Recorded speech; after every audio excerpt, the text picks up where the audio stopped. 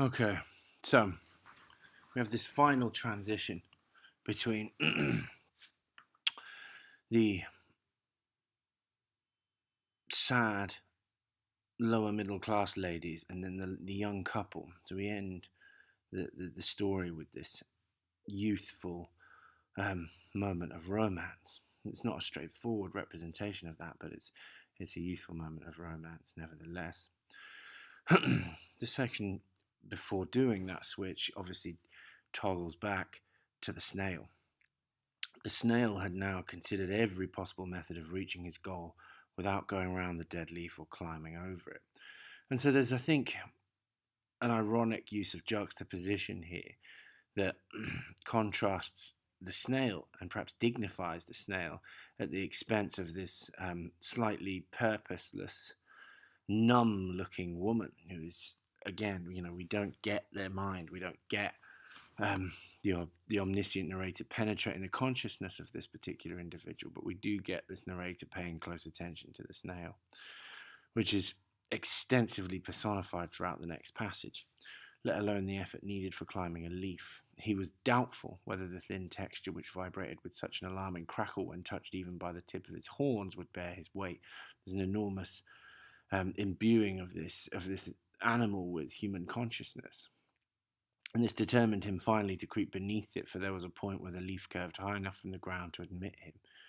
He had just inserted his head in the opening and was taking stock of the high brown roof and was getting used to the cool brown light when two other people came past outside on the turf.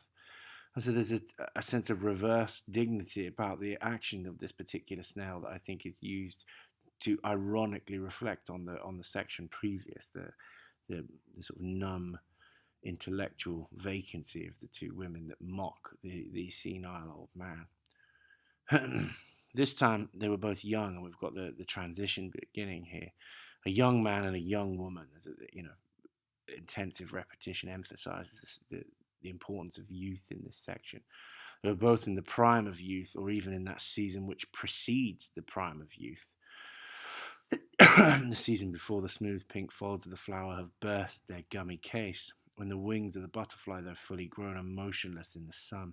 And so there's a triad of images here that these people are almost raw in their youthful adolescence. They are sexually and romantically naive. And then the animal imagery that's used to describe them is the reverse of that body imagery that's used to describe nature in the opening, in the exposition.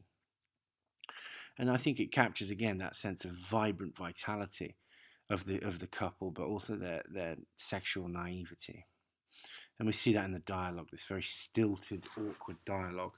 Lucky it isn't Friday, he observed, and I think obviously the slightly nonsensical quality of that line on its own in isolation gives us the awkwardness of the dialogue, a perfect introduction to the awkwardness of this dialogue. Why? Do you believe in luck? They make you pay sixpence on Friday, and suddenly we get the logic of his statement. But again, the sadness of this is it makes him seem cheap, as well as being quite miserable, thinking that he's glad it's not Friday. What's sixpence anyway? Isn't it worth sixpence? What's it? What do you mean by it? Oh, anything. I mean, you know what I mean. And so there's this dialogue that is stilted and falls short, and is a failure of communication.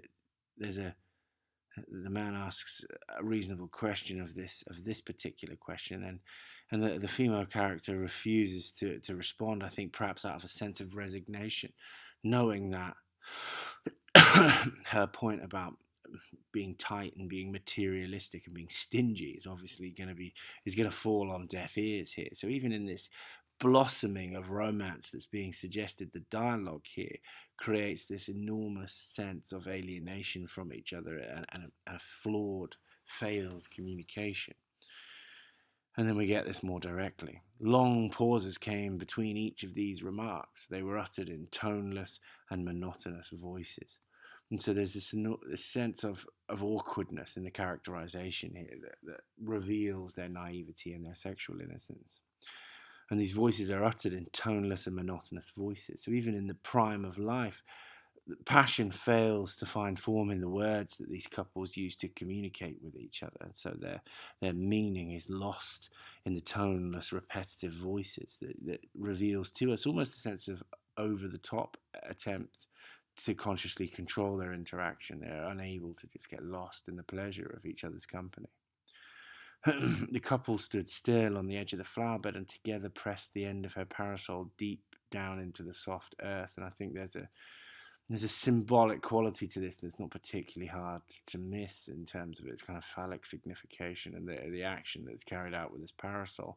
And it's almost, I think, as if the parasol functions as a symbol of their perhaps repressed sexual desires, that those sexual desires can only be communicated through this shared penetration of the earth with the parasol and can't actually find their form in words above. The dialogue itself shuts down, and that this physical action is the only way that this passionate interaction, this sort of animate vitality of humanity, can be communicated through this action rather than words. The action and the fact that his hand rested on the top of hers expressed their feelings in a strange way, and this way it's articulated explicitly.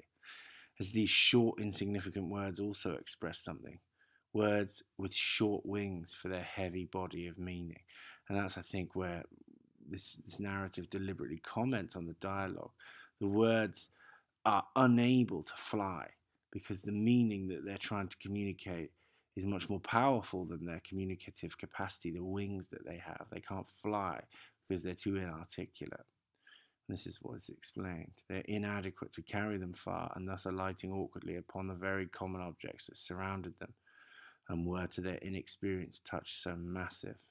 And so now, language itself can't take flight because it fails to take off. And so this extended metaphor of flight, I think, deliberately connects language that these people speak with the movements of a dragonfly. That passionate movement of the dragonfly that seems so natural as a vehicle, a figurative vehicle for the movement of passion, is inadequately compared to language itself. The flight that language carries out is painfully stilted and unable to communicate the emotional depths that seem to be driving it. So we've got this awful awkwardness about the way that this couple interacts. But who knows? So they thought as they pressed the parasol into the earth, what precipices aren't concealed in them, or what slopes of ice don't shine in the sun on the other side. And so there's an enormous sense of danger and hesitancy about these metaphors that are used here. The precipices are concealed in them, or slopes of ice that don't shine in the sun on the other side. Who knows? As if there's a danger in understanding what each other is trying to communicate, and that there is a sense of danger about unfamiliar sexual experiences and romantic experiences that this language is attempting to and failing to communicate.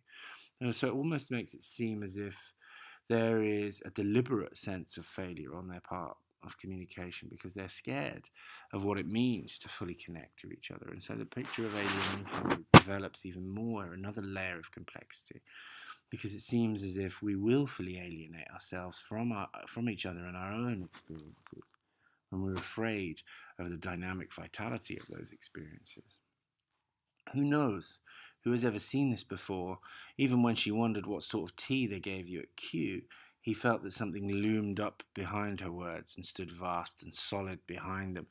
And so there's this physical representation of the power of feeling looming up behind language, and language itself failing to communicate that signification and that significance.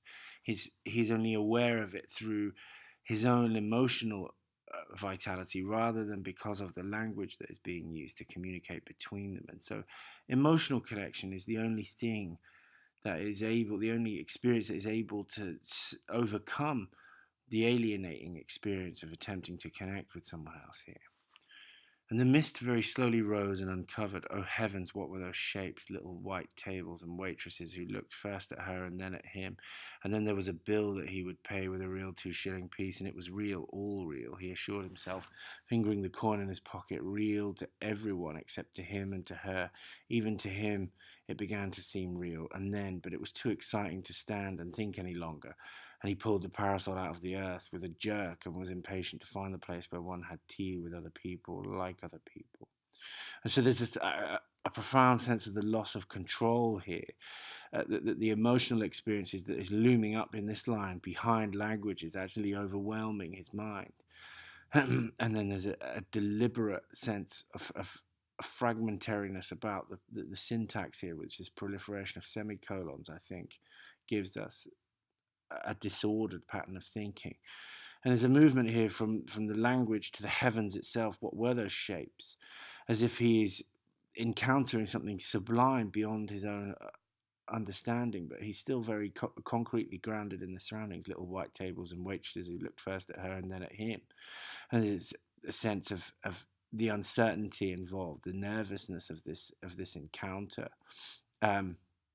And there was a bill that he would pay with 2 real 1 shilling piece, and it was all real, he assured himself, fingering the coin in his pocket. It seems as if he, like the stout middle-class lady, is disconnected with objective reality and the external experiences that he's surrounded by here, except to him and to her, because this external reality is distant from his immediate concerns. His deep romantic passion is where the vitality in his life is, not what's going on around him. And it seems again as if he has just wandered into these experiences like a dream, because there is this intentional use of the passive voice, a lack of control over his experience. There was a bill that he would pay with a real 2 shilling piece, and it was real, all real, he assured himself. This is the beginning of this sentence in the passive voice, as if he can't work out what the cause and effect of these experiences are. They are just unfolding in front of him as if in a dream. It was too exciting to stand and think any longer, and he pulled the parasol out of the earth. And I think there's this very deliberate sense of phallic symbolism going on here, and that there's a sense of impatience. He pulls the parasol out of the earth with a jerk, and there's an enormous sort of sexual connotation behind this, as if their interaction is over.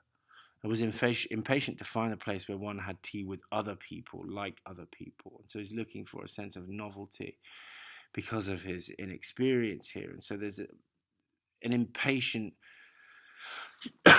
ending of their encounter here because of their anxiety to seem like everyone else. So in their youthful naivety, their passionate interaction is brought to an end prematurely because of the out-of-body experience that the male character here seems to be experiencing, and the nervousness that brings him.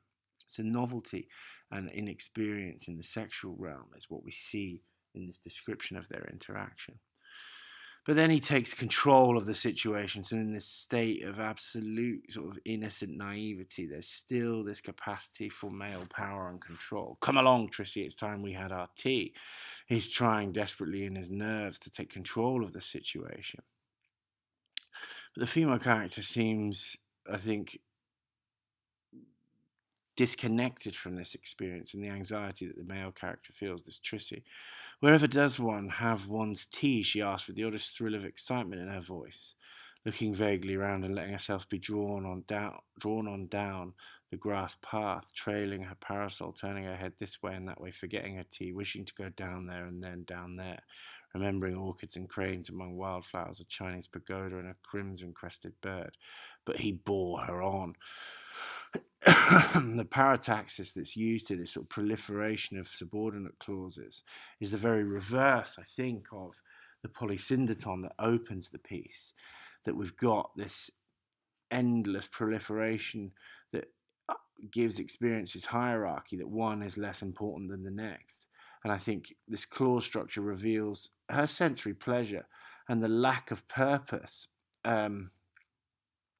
in her movement that leads her into his domination. I think there's a sort of wistful dreaminess about about this description that's captured through this paratactical sentence, and that in many ways provides the context for this final little fragmentary independent clause on the end of the sentence. But he bore her on with the dramatic verb, giving him power even at this moment of dreamy innocence.